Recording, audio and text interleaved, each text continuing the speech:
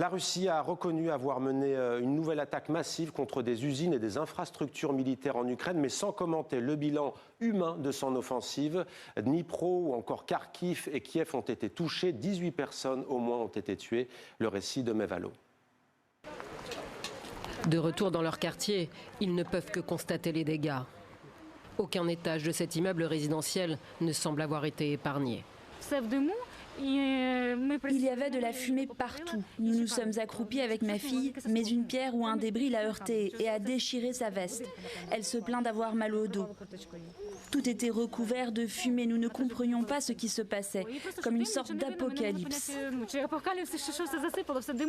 La frappe a eu lieu à l'aube, surprenant les résidents dans leur sommeil, comme ce couple de retraités, blessés. Je suis sortie dans le couloir avec le téléphone et avant même de comprendre ce qui se passait, tout m'est tombé sur la tête. Les vitres, la porte ont explosé. Je me suis précipitée dehors et j'ai appelé mon mari depuis ma chambre, mais lui aussi avait été projeté au loin par l'onde de choc. Kiev, une nouvelle fois pilonné par Moscou.